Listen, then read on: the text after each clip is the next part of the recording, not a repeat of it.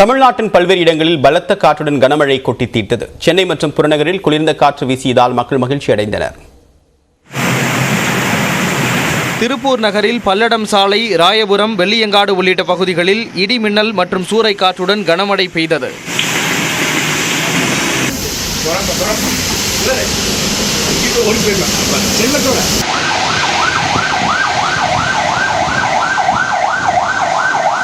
பலத்த காற்றால் மரம் முறிந்து சாலையில் சென்று கொண்டிருந்த வேன் மீது விழுந்தது. கரட்டாங்காடு பகுதியில் செல்போன் டவர் முறிந்து விழுந்தது.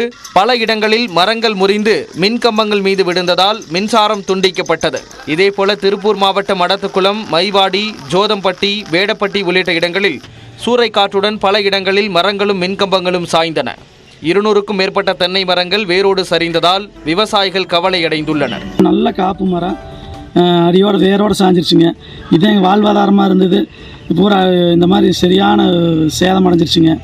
நீங்கள் உரிய இழப்பீடு எங்களுக்கு தேவைப்படுதுங்க. கோவை மாவட்டம் அன்னூர் சுற்றுவட்டார பகுதியில் நேற்று மாலை பலத்த காற்றுடன் பெய்த மழையால் இருசக்கர வாகனத்தில் சென்றவர்கள் தடுமாறும் நிலை ஏற்பட்டது. கோவை சத்தியமங்கலம் தேசிய நெடுஞ்சாலையில் மரம் விழுந்ததால் சிறிது நேரம் போக்குவரத்து பாதிக்கப்பட்டது.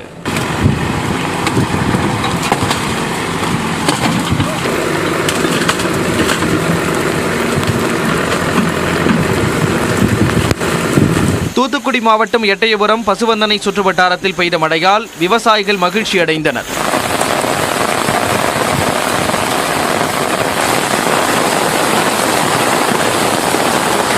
தேனி மாவட்டம் கம்பம், ஆங்கூர் பாளையம், கூடலூர் மற்றும் அதை சுற்றியுள்ள கிராமங்களில் 1 மணி நேரத்திற்கு மேலாக மிதமான மழை பெய்தது. திருச்சி நகரின் பல்வேறு இடங்களிலும், சமயபுரம், மண்ணச்சநல்லூர், லால்குடி உள்ளிட்ட மாவட்டத்தின் பல்வேறு இடங்களிலும் திடீரென மழை பெய்தது. கிருஷ்ணகிரி, பர்கூர், காவேரிப்பட்டினம், குந்தாரப்பள்ளி உள்ளிட்ட இடங்களில் திடீரென பெய்த மழையால் வெப்பம் தணிந்து குளிர்ச்சியான சூழல் நிலவியது.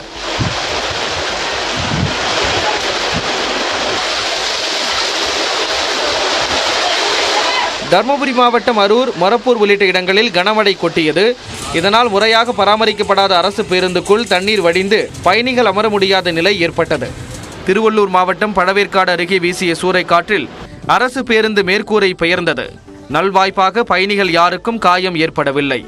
சென்னை புறநகர் பகுதிகளான ஆவடி, அம்பத்தூர், அயப்பாக்கம், திருநின்றவூர், சோழவரம் ஆகிய பகுதிகளிலும் புழுதிக்காற்று சுழன்றடித்தது.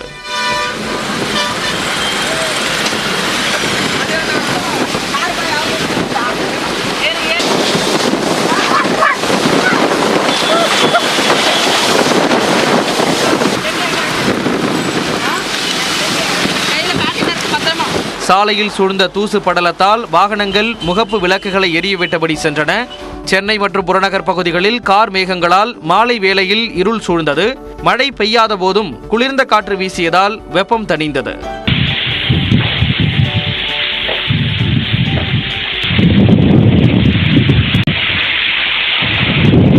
இதனிடையே விழுப்புரம் மாவட்டம் மரக்காணம் அருகே முன்னூர் கிராமத்தில் மின்னல் தாக்கி பெண் ஒருவர் உயிரிழந்தார். வயலில் இருந்து வீட்டிற்கு மாட்டை அடைத்து வந்தபோது மின்னல் தாக்கியதில் சம்பவ இடத்திலேயே அவர் மரணமடைந்தார்.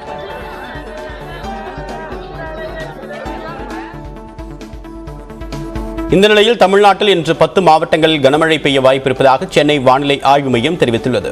நீலகிரி, கோவை, திருப்பூர், தேனி, திண்டுக்கல், கிருஷ்ணகிரி, திருப்பத்தூர், தருமபுரி, சேலம் மற்றும் ஈரோடு மாவட்டங்களில் இன்று ஒரு சில இடங்களில் கனமழை பெய்ய வாய்ப்பிருப்பதாக தெரிவிக்கப்பட்டுள்ளது. சென்னை மற்றும் புறநகர் பகுதிகளில் ஒரு சில இடங்களில் மிதமான மழை பெய்யும் என்றும் கணிக்கப்பட்டுள்ளது.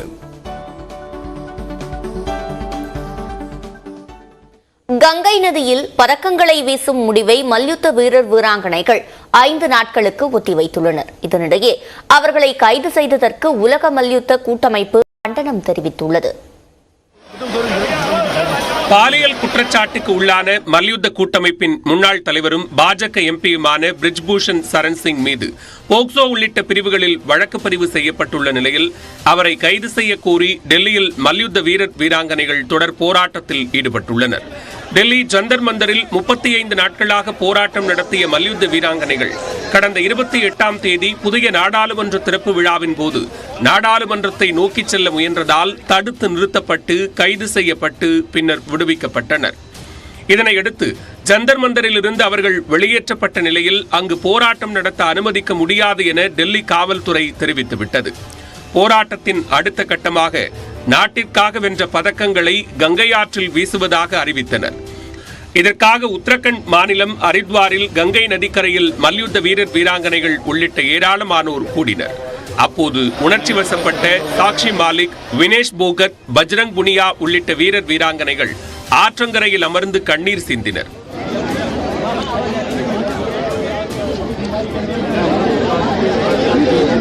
அங்கு வந்த விவசாய சங்க தலைவர் நரேஷ் தியாகத் வீரர் வீராங்கனைகளிடம் பேச்சுவார்த்தை நடத்தினார். பதக்கங்களை கங்கை நதியில் வீச வேண்டாம் என்று கேட்டுக்கொண்ட அவர் மத்திய அரசுக்கு 5 நாட்கள் கெடு விதிக்கலாம் என்று அறிவுரை வழங்கினார். இதனை ஏற்றுக்கொண்ட வீரர் வீராங்கனைகள் பதக்கங்களை ஆற்றில் வீசும் முடிவை தற்காலிகமாக கைவிட்டனர்.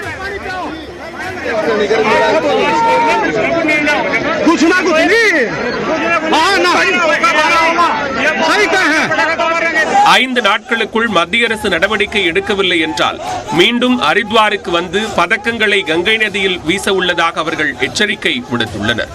அவ்வாறு பதக்கங்களை ஆற்றில் வீச நேர்ந்தால் டெல்லி இந்தியா கேட்டில் சாகும் வரை உண்ணாவிரத போராட்டத்தை தொடங்க இருப்பதாக மல்யுத்த வீரர் வீராங்கனைகள் அறிவித்துள்ளனர்.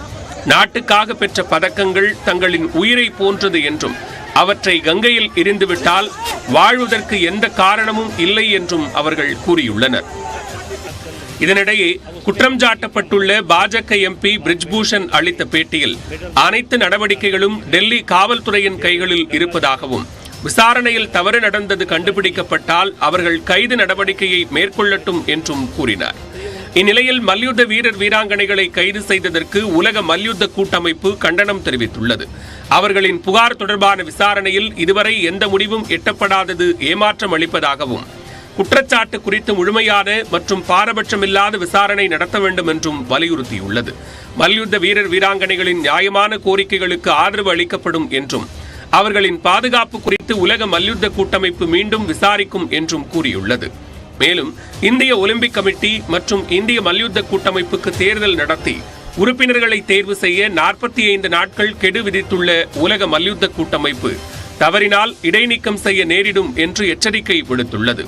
மேலும் டெல்லியில் நடைபெறவுள்ள ஆசிய சாம்பியன்ஷிப் போட்டிகளை வேறு இடத்திற்கு மாற்றுவது குறித்து பரிசீலிக்கப்படும் என்றும் உலக மல்யுத்த கூட்டமைப்பு அறிவுறுத்தியுள்ளது.